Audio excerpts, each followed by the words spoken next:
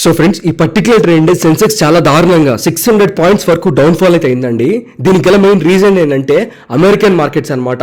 So ఈరోజు fed వచ్చేసరికి చాలా పెద్ద మీటింగ్ అయితే పెట్టబోతుంది. సో దీంట్లో ఫెడ్ చైర్మన్ అయిన జెరోమ్ పవెల్ గారు పెద్ద స్పీచ్ అయితే ఇవ్వబోతున్నారు. ఈ స్పీచ్లో ఈయన ఏం చెప్పబోతున్నారు అనే టాపిక్ గురించి ఈ వీడియోలో నేను మీతో తర్వాత డిస్కస్ చేస్తాను. కానీ ఈయన చెప్పబోయే ఒక మెయిన్ పాయింట్ అయితే ఉంది. ఈయన అమెరికాలో వడ్డీ రేట్లు ఏవైతే ఉంటాయో ఆ రేట్లు అనేవి కట్ చేయట్లేదు అనమాట. బేసికల్గా అమెరికా లాస్ట్ 6 మంత్స్ నుంచి కానీ 3 మంత్స్ నుంచి కానీ ఈ సెప్టెంబర్లో ఏవైనా వడ్డీ రేట్లు తగ్గిస్తారేమో ప్రజలందరూ కూడాను, దాంతోపాటు కంపెనీస్ అన్నీ కూడాను పవెల్ గారు వడ్డీ రేట్లు ఏమైనా తగ్గిస్తే సో తక్కువ ఇంట్రెస్ట్ రేట్కి మంచి డబ్బు అయితే వచ్చింది కాబట్టి ఆ డబ్బును తీసుకొని మంచిగా బిజినెస్ చేద్దాం అని అయితే చాలామంది యాంటిసిపేట్ చేస్తున్నారు. సో ప్రజెంట్ ఈయన వచ్చేసరికి వాళ్ళ ఆశలన్నీ నీరు కార్చేటట్టు ఉన్నాడని అయితే టాక్ అయితే వస్తుంది. అందువలన ఇవాళ ఇండియన్ మార్కెట్ బాగా పడిందనమాట. సో అసలుకి ఈ అమెరికాలో వడ్డీ రేట్లకి ఇండియాలో ఉన్న మన స్టాక్ మార్కెట్కి అసలుకి ఎక్కడ లింక్ ఉంది, ఎందువల్ల మన మార్కెట్ ఎఫెక్ట్ అవుతుంది.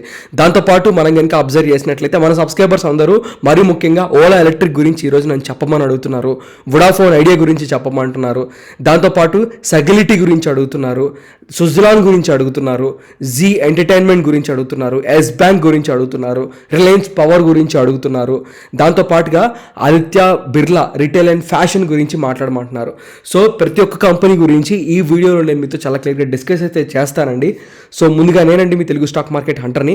మన దగ్గర ఏదో టెలిగ్రామ్ ఛానల్ అయితే ఉందండి, దాంట్లో మనం ఫ్రీగా అంటే టిప్స్ కూడా ఇస్తున్నాం. మీలో ఎవరికైనా ఇంట్రాడే ట్రేడింగ్ రాకపోయినా ఇంట్రాడే ట్రేడింగ్ నేర్చుకుందాం ఇంట్రెస్ట్ ఉన్నా సరే మన ఈ టెలిగ్రామ్ ఛానల్కి అయితే జాయిన్ అవ్వచ్చు. So for free intraday tips and calls please join Telegram channel link in the description and pin కామెంట్లు అయితే ఇస్తున్నాను.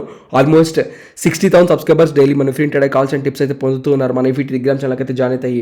సో మీరు కూడా ఫ్రీగా ఇంట్రాడే టిప్స్ అండ్ కాల్స్ పొందాలనుకుంటున్నట్లయితే మన ఈ టెలిగ్రామ్ ఛానల్కి మీరు కూడా జాయిన్ అవ్వచ్చు. మన సబ్స్క్రైబర్స్ లాగా మీరు కూడా ఫ్రీగా ఇంట్రాడే ట్రేడింగ్ అయితే నేర్చుకోవచ్చు. టెలిగ్రామ్ ఛానల్ తాలూకు link in the description and pin comment అయితే ఇస్తున్నాను కదా, దయచేసి మన టెలిగ్రామ్ ఛానల్కి ఎవరైనా సరే జాయిన్ అవ్వాలనుకుంటున్నట్లయితే కింద డిస్క్రిప్షన్ లేదంటే పిన్ కామెంట్లో టెలిగ్రామ్ లింక్ మాత్రం క్లిక్ చేసి జాయిన్ అవ్వండి. సో దట్ మీరు వచ్చేసరికి మిగతా ఏ ఫేక్ టెలిగ్రామ్ ఛానల్స్లో జాయిన్ అయితే అవ్వకుండా ఉంటారనమాట. ఫస్ట్ ఆఫ్ ఆల్ ఈ వీడియోలో నేను మీకు చెప్పాలనుకున్న విషయం, అమెరికాలో ఉన్న వడ్డీ రేట్లకి అండ్ ఇండియాలో ఉన్న స్టాక్స్కి అసలుకి ఎక్కడ పొంతన వచ్చింది, అసలుకి ఆ రెండింటికి లింక్ ఏంటి, మన మార్కెట్స్ ఎందుకు ఎఫెక్ట్ అవుతున్నాయి, ఈ రోజు ఈ ఫెడ్ చైర్మన్ అయిన పవెల్ గారు ఏం చెప్పబోతున్నారు, ఈ స్పీచ్లో ఆయన ఇంక్లూడ్ చేసుకుంటున్న విషయాలు ఏంటి. బేసికల్గా ఈయనకి ట్రంప్కి పడదండి. ఎందుకు అంటే కొన్ని లైక్ వీళ్ళిద్దరికి పర్సనల్గా ఏం లేదు, ఎకానమికల్గా వీళ్ళిద్దరు వే ఆఫ్ థింకింగ్లోనే డిఫరెన్స్ ఉంది. అదేంటంటే బేసికల్గా నేను మీకు క్లియర్గా చూపిస్తా. టారిఫ్ పెట్టాడు ట్రంప్ విపరీతమైన టారిఫ్ అన్ని కంట్రీస్ మీద పెట్టాడు. సో ట్రంప్ చేసిన పని ఏంటయ్యా అంటే, అమెరికాలో ఆల్రెడీ ఒక టీ షర్ట్ ఉందనుకుందాం. సింపుల్గా ఈరోజు నేను మీకు క్లియర్గా ఎక్స్ప్లెయిన్ చేస్తాను ఈ కాన్సెప్ట్.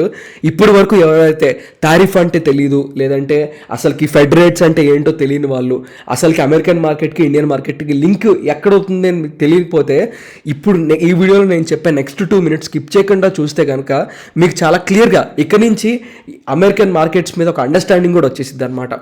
ఏమీ లేదండి, ట్రంప్ టారిఫ్ పెట్టాడు. టారిఫ్ పెట్టడం వల్ల సింపుల్గా ఏం జరిగిందయ్యా అంటే ఎగ్జాంపుల్లో చూపిస్తాను. ఫర్ సపోజ్ అమెరికాలో ఏదో ఒక మ్యానుఫ్యాక్చరర్ ఉన్నాడు, ఆయన ఒక టీ షర్ట్ తయారు చేసి $14 అమ్మాలనుకుంటున్నట్లయితే, ఒకవేళ చైనా కానీ ఇండియా కానీ వియట్నాం కానీ థాయిలాండ్ నుంచి మనమంతా లేబర్ చాలా తక్కువ కాస్ట్కి తక్కువ వేజెస్కి వేతనాలకి పనిచేస్తూ ఉంటాం. అదే అంత క్వాలిటీ ఉన్న టీ షర్ట్నే మనం చాలా తక్కువ రేట్కి తయారు చేసి ఇంతకుముందు అమెరికాకి పంపించేవాళ్ళం. సో $14 కనుక అమెరికన్ మేడ్ టీ షర్ట్ ఉంటే $12 Thailand made T shirt, India made T shirt, China made T షర్ట్లు ఉండే అనమాట. సేమ్ క్వాలిటీ అండి, సేమ్ క్వాలిటీతో $12కే మనం తయారు చేసేవాళ్ళం. ఇప్పుడు కొత్తగా ట్రంప్ వచ్చి నాకు 25% టారిఫ్ అంటున్నాడు. అంటే ఈ $12లో ఒక $3 కమిషన్ టారిఫ్కే పోతుంది.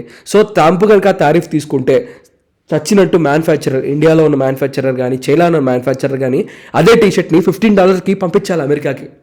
అప్పుడు ఏం జరిగిద్ది, అమెరికన్ మేడ్ $14 ఉంటే ఇండియన్ మేడ్ $15 అయింది.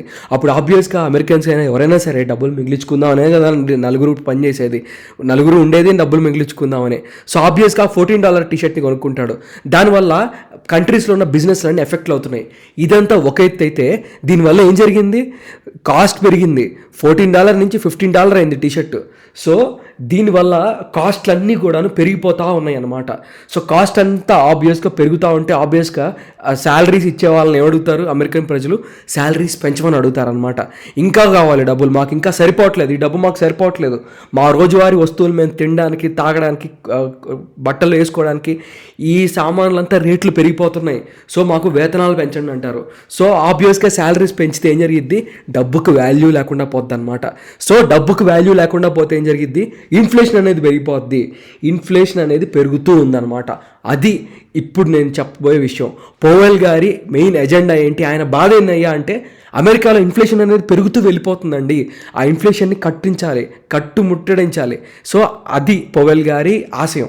సో ప్రజెంట్ ఇప్పుడు పవెల్ ఏం చెప్తున్నాడంటే, నేను ఈ సెప్టెంబర్లో మీరు వడ్డీ రేట్లు తగ్గుతాయని ఎక్స్పెక్ట్ చేయొద్దు, ఎందుకంటే ఇన్ఫ్లేషన్ కంట్రోల్లోకి రావాలి. ఇన్ఫ్లేషన్ కంట్రోల్ చేయకుండా ఒకవేళ ఈయన కనుక వడ్డీ రేట్లు కనుక తగ్గిస్తే మార్కెట్లో ఏం జరిగిద్దంటే, అంటే అమెరికన్ మార్కెట్లో ఏం జరిగిద్దంటే డబ్బులు అనేవి ఇంజెక్ట్ అయిపోతాయి. సో వడ్డీ రేట్లు ఇంకా తగ్గించాడు అనుకోండి, డబ్బుకు వాల్యూ లేకుండా పోద్ది. ఏదైనా కంపెనీ ఒక $1,00,000 ఒక $1,000 లోన్ తీసుకుంది అనుకుందాం, ఎవరైనా వ్యక్తి ఒక $1,000 లోన్ తీసుకున్నాడు అనుకుందాం, ఆయనకి ఇంకా చీప్గా మనం కనుక మనీని ఇచ్చామనుకో, మనీ అనేది చీప్ అయిపోయింది. అమెరికాలో మనీ అంత చీప్ అవ్వడం అనేది అమెరికన్స్కి అంత కరెక్ట్ విషయం కాదు. దానివల్ల మన రూపాయి వాల్యూ పెరిగిద్ది, మిగతా కంట్రీస్ తాలూకా రూపాయి వాల్యూలు, వాళ్ళ కరెన్సీ వాల్యూస్ పెరిగిపోతూ ఉంటాయి అన్నమాట. సో పవెల్ గారు దాన్ని ఆపాలనుకుంటున్నారు, అందుకని వడ్డీ రేట్లు తగ్గించట్లేదు. సో ఇది అమెరికాలోనే ఎవరికి ఇష్టం లేదు. ఈయన వడ్డీ రేట్లు తగ్గించకపోవడం అనేది అమెరికన్ మార్కెట్ మీద దెబ్బ అనమాట, అమెరికన్ కంపెనీస్కే దెబ్బ. వడ్డీ రేట్లు తగ్గించకపోతే ఏం జరిగిద్ది, అక్కడ వాళ్ళు బిజినెస్ చేయాలంటే చాలా ఎక్కువ వడ్డీలు కట్టాలి. సో అంత పెద్ద బిజినెస్లు అభివృద్ధి కావు, అమెరికన్స్కే నష్టం. సో అమెరికాకి నష్టం జరుగుతుందనేసి పవెల్ గారి వాదన. ఈరోజు దీని గురించి ఈయన పెద్ద స్పీచ్ అయితే ఇవ్వబోతున్నాడు. సో ఈ స్పీచ్లో ఆయన ఎవరిని బ్లేమ్ చేస్తాడు, అసలు ఫస్ట్ ఆఫ్ ఆల్ ఆయన బాధను వెళ్ళగక్కుతున్నాడు. సో ఈ వెళ్ళగక్కే విషయంలో ట్రంప్ మీద పడతాడా లేదంటే ఎవరి మీద పడతాడు, గ్లోబల్ మార్కెట్స్ అన్ని ఇంపాక్ట్ అయితే అవుతాయండి ఈ స్పీచ్ వల్ల. సో ఈ స్పీచ్ వచ్చేసరికి ఈరోజు మన ఇండియా టైంలో మనం కనుక చూసుకున్నట్లయితే లైక్ మార్కెట్స్ క్లోజ్ అయిన తర్వాతే సాయంత్రం మేబీ 8కో 9కో అయితే వచ్చింది అనమాట. సో చూడాల్సిన వాళ్ళు ఇంట్రెస్ట్ ఉంటే చూడండి, దీని గురించి ఒక డెడికేటెడ్ వీడియో అయితే చెప్తాను. సో ప్రజెంట్ ఇప్పుడు మనం కనుక అబ్జర్వ్ చేస్తే ఓలా ఎలక్ట్రిక్ పరిస్థితి ఏంటి, ఓలా ఎలక్ట్రిక్ పరిస్థితి ఏంటంటే ప్రజెంట్ ఇప్పుడు సేల్స్ అనేవి పడుతూ ఉన్నాయి, సేల్స్ అనేవి ఇంకా అంత గ్రేట్గా ఇంప్రూవ్ కాలేదు. కానీ ఏమంటున్నారంటే అనలిస్టులు, లాస్ట్ క్వార్టర్తో పోల్చుకుంటే ఈ క్వార్టర్ బాగానే వచ్చింది కదా రిజల్ట్ అంటున్నారు. మార్చ్తో పోల్చుకుంటే మార్చ్లో 700 crore సేల్స్ జరిగితే ఇప్పుడు 800 crore సేల్స్ జరిగినాయి కదా, సో కంపెనీ పెరుగుతున్నట్టే కదా అని అడుగుతున్నారు. కానీ మనం కంపేర్ చేసుకోవాల్సింది లాస్ట్ ఇయర్ ఇదే క్వార్టర్లో బిజినెస్ ఎలా జరిగింది అనేసి అనమాట. సో దాంతో కంపేర్ చేసుకున్నట్లయితే రిజల్ట్స్ అంత గ్రేట్గా ఏం లేవు. సో అందుకనేసి ఓలా లాస్ట్ 2-3 ట్రేడింగ్ డేస్ వీళ్ళు ఏదో కొత్త టెక్నాలజీలు తెస్తున్నాం అని చెప్పినా కానీ ఏదో పెరిగిందే తప్పించి అవంత బడ్జెట్ ఫ్రెండ్లీగా లేవు. మిగతా కంపెనీస్ అంతే బడ్జెట్ ఫ్రెండ్లీగా తీసుకొచ్చినాయి అనుకోండి, అది అంతకన్నా ఓలా కన్నా మంచి క్వాలిటీతో తీసుకొస్తే మాత్రం ఓలాని కొట్టుకుంటూ వెళ్ళిపోతాయి. అదైతే మనం క్లియర్గా అబ్జర్వ్ చేయాలి. ఇంకొకటి వొడాఫోన్ ఐడియా గురించి చాలా పెద్ద గ్రేట్ న్యూస్ అయితే వచ్చింది. పిఎంఓ వచ్చేసరికి ప్రైమ్ మినిస్టర్ ఆఫ్ ఇండియా, ఈయన దగ్గర నుంచి ఆర్డర్స్ రాబోతున్నాయి. ప్రైమ్ మినిస్టర్ వచ్చేసరికి మన మోడీ గారు సపరేట్గా వొడాఫోన్ ఐడియాకి ఏదో సబ్సిడీ ఇవ్వబోతున్నారని అయితే టాక్ అయితే వస్తుంది. సో అది ఏ రకంగా ఉండబోతుంది, ఆయన ఏదైనా వేవర్ ఇవ్వబోతున్నాడా, ఇదేమన్నా ఇండియా కంపెనీ కాబట్టి ఇండియాకి ఏమన్నా లైక్ ముందుకెళ్ళేటట్టు వొడాఫోన్ ఐడియా కంపెనీ ఏదైనా మంచిగా ముందుకెళ్ళేటట్టు ఏదైనా మెథడ్స్ తీసుకోబోతున్నారా అనేది న్యూస్ అనమాట. ఈ లోపల మనం బాగా అనలిస్ట్ చేసుకొని చూసుకుంటే మనకు అర్థం కావాల్సిన విషయం, క్వార్టర్ బేసిస్ మీద మ్యూచువల్ ఫండ్స్ కొంటానే ఉన్నాయన్నమాట ఓలా ఎలక్ట్రిక్ తాలూకా షేర్లని. సగిలిటీ ఇండియా పరిస్థితి ఏంటి, సో మనం చూసుకుంటే కోటక్ సెక్యూరిటీస్ వాళ్ళు సగిలిటీకి చాలా అనుకూలంగా మాట్లాడుతున్నారు, చాలా అనుకూలంగా మాట్లాడుతున్నారు. దీనికి మెయిన్ రీజన్ ఏంటంటే ఆల్రెడీ నేను మీకు చెప్తున్నాను, ప్రమోటర్ ఇప్పుడు దాకా తాకట్టు పెట్టిన స్టాక్స్ ఏవైతే ఉన్నాయో అవన్నీ విడిపించాడనమాట, పబ్లిక్లోకి వదిలేశాడు ఆ షేర్స్ అన్ని. అవన్నీ పబ్లిక్ కన్జ్యూమ్ చేసుకునే లోపలే అంతకన్నా ఎక్కువగా ఫారిన్ ఇన్వెస్టర్లు అండ్ మ్యూచువల్ ఫండ్స్ కొనుక్కున్నాయి. సో ఇదంతా కాస్త పాజిటివ్గా కనిపిస్తుంది అనమాట. సుజలాన్ సంగతి ఏంటి, సుజలాన్ని జియోజిట్ వాళ్ళు అప్గ్రేడ్ చేశారు అండ్ వాళ్ళు వచ్చేసరికి బాగా అప్ సైడ్ వెళ్తుందని అయితే చెప్తున్నారు అనమాట. వీళ్ళ కన్సర్న్ ఏంటి, లైక్ వీళ్ళకి ఇంకేమైనా కన్సర్న్స్ ఉన్నాయా, బాగా పైకి వెళ్తుందని ఎక్స్పెక్ట్ చేస్తున్నారా లేదంటే ఇంకేమైనా కన్సర్న్స్ ఉన్నాయా అని మనం చూసుకుంటే, వీళ్ళు వచ్చేసరికి సుజలాన్ ఈ పర్టికులర్ క్వార్టర్లో ఓన్లీ 444 మెగావాట్ డెలివరీ చేసింది కదా, దానిపైన అంత సంతృప్తికరంగా లేరు వీళ్ళు కూడా. సో ఇక్కడి నుంచి వీళ్ళు ఏమన్నా ముందుకు వెళ్ళాలి అంటే మనం వచ్చేసరికి చూసుకోవాలండి. సో వీళ్ళు వచ్చేసరికి ఏమన్నా ముందుకెళ్ళాలంటే నెక్స్ట్ క్వార్టర్లో డెలివరీ అనేది బాగా పెరగాలి. బట్ ఆబ్వియస్గా డెలివరీ అనేది బాగా ఉండబోతుంది, ఇక్కడి నుంచి క్వార్టర్ నుంచి డెలివరీ బాగా ఉంటుందని అయితే అనలిస్టులు అందరూ ఎక్స్పెక్ట్ చేస్తున్నారు. సో చూద్దాం. సో వీడియో ఎక్కడిదా చూసిన వాళ్ళు ఈ వీడియో మీకు ఇన్ఫర్మేటివ్గా అనిపిస్తుందా, ఈ వీడియో మీకు నచ్చుతున్నట్లయితే తప్పకుండా ఒక్క లైక్ అయితే వేసి మమ్మల్ని మా టీంని ఎంకరేజ్ అయితే చేయాలండి. ఈ వీడియోకి నేను మీకు ఇస్తున్న టార్గెట్ 700 లైక్స్ పడిన వెంటనే ఈ వీకెండ్ ఇండియాలో మనకి మంచి మ్యూచువల్ ఫండ్స్ ఏంటి, ప్రతి నెల క్రమం తప్పకుండా మనం 5,000 2,000 4,000 ఎవరి కెపాసిటీకి తగ్గట్టు వాళ్ళు కనుక చక్కగా కొన్ని సెట్ ఆఫ్ మ్యూచువల్ ఫండ్స్ ఉన్నాయి. అలాంటి సెట్ ఆఫ్ మ్యూచువల్ ఫండ్స్లో మనం కనుక డబ్బులు జాగ్రత్తగా దాచిపెట్టుకుంటూ ఉంటే సో ఎలా కొన్ని పర్టికులర్ ఇయర్స్కి క్రోర్స్ ఆఫ్ వెల్త్ జనరేట్ చేయొచ్చో ఒక డెడికేటెడ్ వీడియో చేసి చూపిస్తాను. సో ఆ డెడికేటెడ్ వీడియో మన దగ్గర నుంచి ఎక్స్పెక్ట్ చేస్తున్న వాళ్ళు ఈ వీడియోకి నేను మీకు ఇస్తున్న టార్గెట్ 700 లైక్స్ మాత్రమే. 700 లైక్స్ పడిన వెంటనే ఆ డెడికేటెడ్ వీడియో అయితే అప్లోడ్ చేసి చూపిస్తాను. ఈ లోపల మీ పోర్ట్ఫోలియో అనే షేర్ని మీరు బై చేద్దాం అనుకుంటున్నా సరే, సెల్ చేద్దాం అనుకుంటున్నా సరే, పోనీ యావరేజ్ చేద్దాం అనుకుంటున్నా సరే, కింద కామెంట్ సెక్షన్లో మీ షేర్ యొక్క యావరేజ్ ప్రైస్ని కలిసి కామెంట్ చేసినట్లయితే మీ కామెంట్స్ అన్నిటికీ నేను రిప్లైస్ ఇస్తున్నాను. లాస్ట్ 1 వీక్ సో 500 కన్నా ఎక్కువ కామెంట్స్కి రిప్లైస్ ఇచ్చాను. ఈ వీక్ కూడా ప్రతి ఒక్క కామెంట్కి రిప్లై ఇస్తాను. అలా కాకుండా మీ పోర్ట్ఫోలియో స్టాక్ ఉంది, ఆ స్టాక్ గురించి మీరు డెడికేటెడ్గా లైక్ రిప్లై ఎక్స్పెక్ట్ చేస్తున్నట్లయితే సో కింద కామెంట్ సెక్షన్లో ఆ స్టాక్ యొక్క పేరు మెన్షన్ చేయొచ్చు. ఎక్కువగా ఎవరైతే స్టాక్ గురించి ప్రస్తావిస్తారో తప్పకుండా ఆ స్టాక్ గురించి ఒక డెడికేటెడ్ వీడియో చేసే ప్రయత్నం అయితే చేస్తా. ఇలా మీరు స్టాక్స్ని కొనే క్రమంలో అమ్మే క్రమంలో మీరు కనుక third party demat account brokers ఉంటారో వీళ్ళకి కనుక మీరు ఎక్కువ బ్రోకరేజ్ ఛార్జెస్ చెల్లిస్తున్నట్టు అనిపిస్తున్నట్లయితే కింద డిస్క్రిప్షన్లో ఏంజిల్ 1 తాలూకా ఫ్రీ డీమాట్ అకౌంట్ లింక్ ఇస్తున్నాను. ఈ ఫ్రీ డీమాట్ అకౌంట్ లింక్ ద్వారా ఫ్రీ డీమాట్ అకౌంట్ని 5 నిమిషాల్లో ఓపెన్ చేసుకోవచ్చు. నచ్చకపోతే 5 నిమిషాల్లో క్లోజ్ చేసుకోవచ్చు. మన దగ్గర ఫ్రీగా డీమాట్ అకౌంట్ ఓపెన్ చేసుకున్న వాళ్ళకి సో మీరు కనుక మన టెలిగ్రామ్ ఛానల్లో కనుక జాయిన్ అయినట్లయితే సో నేను కానీ మా టీం కానీ 1 రూపీ కూడా ఈ విషయంలో మీ దగ్గర నుంచి నేను కానీ మా టీం కానీ 1 రూపీ కూడా తీసుకోము, మీరు ఇవ్వద్దు.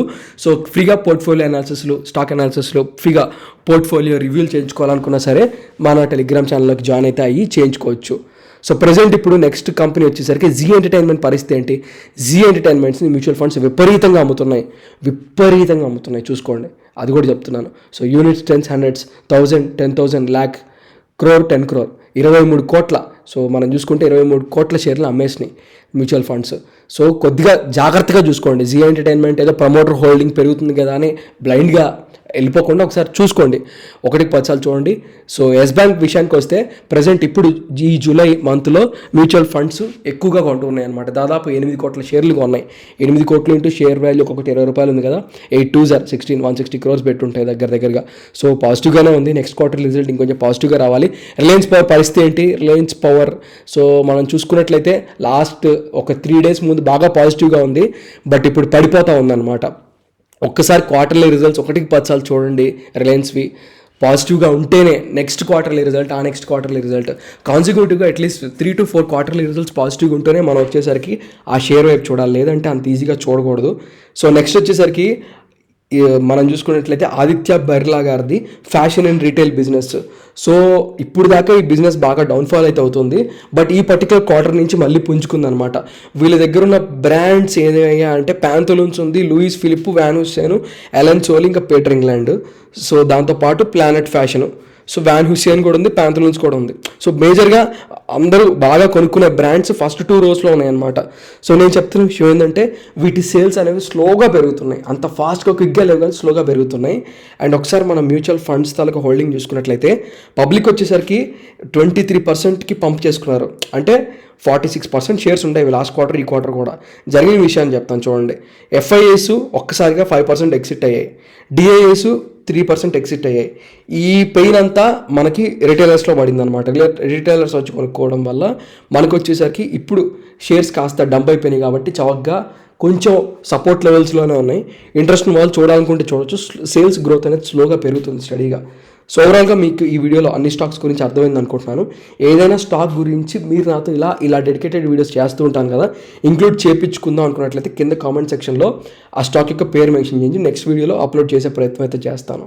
వన్స్ అగైన్ నేనండి మీ తెలుగు స్టాక్ మార్కెట్ హంటర్ని. సో ఈ కాన్సెప్ట్స్ అయితే క్లియర్గా అర్థమైనాయి అనుకుంటున్నాను. ఉంటానండి. థ్యాంక్ యూ అండి.